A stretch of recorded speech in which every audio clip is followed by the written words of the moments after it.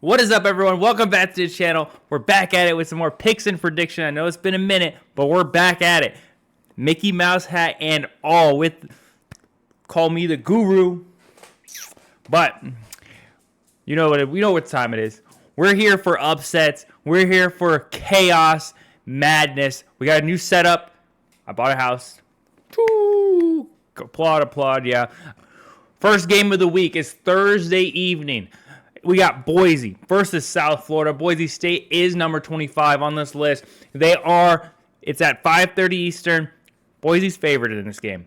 And I know why, because they are the better program. I think Boise State's going to win this one.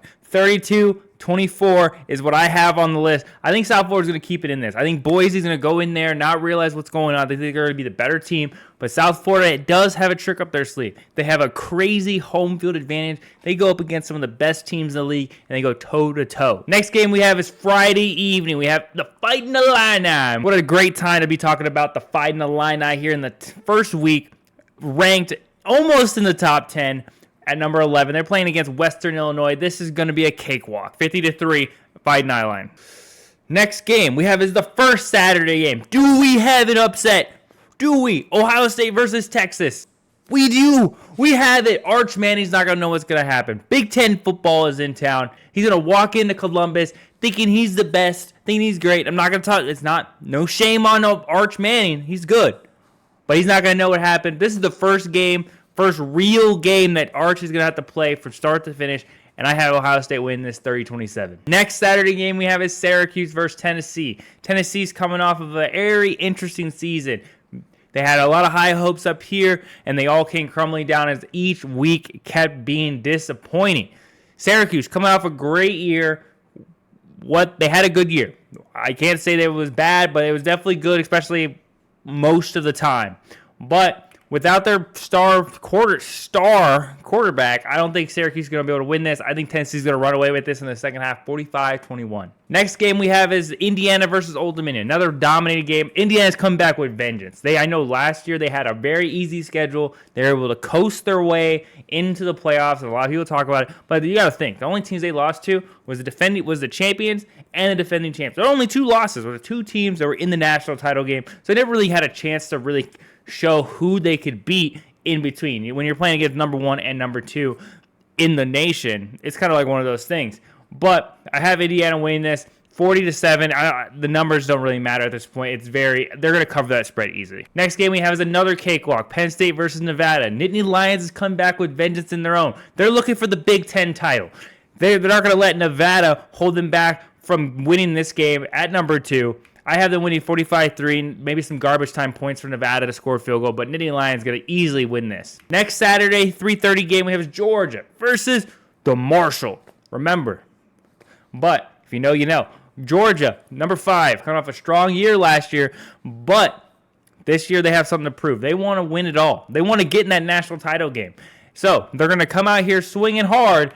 I have them 50-10. It could be unlimited points. I'm surprised there's even a spread of how bad this game is going to be bad. Next game. Do we have the bells ringing? I know some of you guys think I'm an Alabama hater, but I'm not an Alabama hater. I have them winning sometimes. I know last year, I think I had them losing most weeks, but this year, I do have them losing.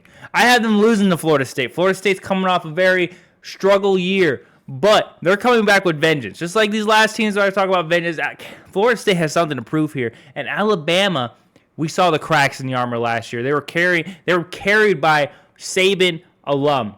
Now, this year, they have less Saban talent. They have the new coaching staff. They have that new-ish QB junior. I can't remember his name. But I don't think they're going to be able to come out with this fire that we think that they are the last couple years, even under Saban. They've been coming out sluggish. If Florida State can capitalize on that sluggish behavior that Alabama has been pursuing these last couple years at the beginning of the season, they can sneak a win. And I have this upset right now. Next Saturday, 3:30, we have the San Diego versus Iowa State. Iowa State's coming off a great win in Dublin. I know I didn't really talk about last week's games. I didn't have a pick and predict. There was like 5 D1 games. There was only one ranked game, and it was a rank-on-rank match. Was not worth my time sitting down making a video for y'all. So we're going to talk about it right now. Iowa State coming off a great win in Dublin against Kansas State. Show that they can play against ranked opponents. I know preseason rankings aren't that important just because there's still so much mystery, but that's still a ranked win under their belt, and we can put that under the belt until we get to the playoff rankings, because at this point the AP poll only really goes off of like your schedule and like where you're placed at the beginning of the season. So they coming off of that win, it was perfect for them, but they're gonna be playing against San Diego, which might come as a challenge to some. I have Iowa State dominating this game. They're going to be throwing their backups in the second half, 42-14. Next we have is a 4 o'clock game, Oregon's first game. I know Oregon's looking hungry this year. They're looking hungry for that Big Ten title, and they're looking for They're looking for that natty. They were scrubbed out in the playoffs last year, and I know they want more.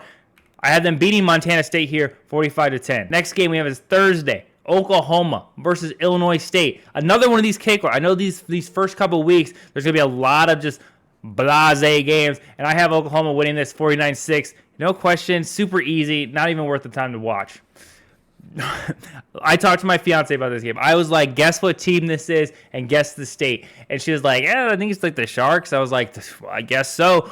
But I have Florida winning this against, you guessed it, Long Island University. I have them winning 60-0. I just put they didn't have a spread out yet. I don't think they're going to have one until the day of. So, yeah, Florida's going to win this easily. Next Saturday evening game in prime time, we have Kansas State versus North Dakota. Don't confuse it for North Dakota State. This is just the generic blase University of North Dakota. Kansas coming off that hard loss in Dublin against Iowa State like we talked about earlier. College football is back, baby. College football is back. But I have Kansas winning this easily, 50-3, coasting, backups in second half. Next, we have UTSA, Roadrunners. That's a scary team. I know some of you guys probably think, man, UTSA, they're nothing. They're a group of 5 washed program. But UTSA is a sleeper agent. They're like the Tulane. They're like Tulanes. They're like the Memphis. There's these teams that just kind of like sneak your way up. Boise, UNLV. So, do I have an upset? I do not have an upset this week on this game. I'm sorry. I know. Don't throw the tomatoes. I have Texas A&M handling business against UTSA. I have high hopes for Texas A&M this year. They're one of my favorites to get into the playoffs this year, and I think this might be their year. But UTSA is not going to hold them back from this one. I have them 35-21. We have probably the second game of the week. There's 3 games of the week. This, LSU, Clemson, and Notre Dame, Miami, and Texas, Ohio State. These are the best games of the weekend, and I have, you guessed it, upset season. I have LSU beating Clemson. I know the Clemson fanboys are going to be sitting in the comments, this is Clemson's year. Blah, blah, blah, blah. They're coming off a strong finish. Blah, blah, blah. Now, you barely beat SMU. You got washed out in the playoffs. You shouldn't even have been in the playoffs if all these other teams didn't lose. It was a pity vote. I get it. This might be your year. You're number 4. Nah, Clemson's losing first game. This is a what is that? I can't think of what it's called right now. It's like a reality check. LSU's gonna handle business. LSU is another one of those teams that I have favored to go a long way in this year, but it's gonna be a close one. I think it's gonna be 27-24. Next game we have is Michigan versus New Mexico. I know I didn't have it blanked out for you guys.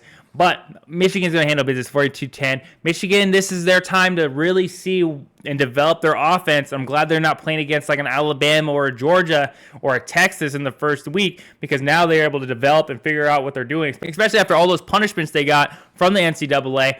That's a time for a different day and a conversation for a different topic. I do think that Michigan definitely got off easy, but then again, all the coaching staff that were on that team that made all those mistakes are now gone. So why punish the program for the transgressions of other people who are no longer there? I think if they were still there, I think they would have got more and more punishments. Next game, we have another garbage team. This is one of my favorite college football logos. And I don't remember what this team is called. I couldn't be bothered because Texas Tech is going to beat them 60-0. But this is a really cool logo nonetheless. Next, we have Ole Miss, 7:45 p.m. against Georgia State. They're favored in this matchup, 38 points. I think Ole Miss is looking for something. I think they're going to try to win something. But like I said, Ole Miss and South Carolina are those teams in the SEC that I say, they're on paper, they look great. They have all of these talent pieces, but somehow they figure out how to fumble the bag. And this year is no exception. But I don't have an upset. I have them dominating this game. But mark my words, when we come in the next couple weeks, there might be some more bells ringing. Next, we have SMU versus the Lions. I don't remember what this team was called.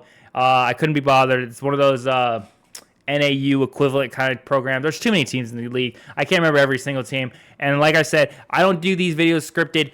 This is all right here, right now. I have the scores already preset like I do. SMU is winning this, but I don't script these videos out. I don't have like a whole monitor set up that's going to have all of the words I'm going to be saying. I just have my OBS system and this. And this for you guys. Again, I keep it fresh and real with you guys. Next we have is ASU versus NAU. I'm a graduate of ASU. I have gone there. They're my second favorite team in college football, right behind Iowa, my lovely Iowa Hawkeyes.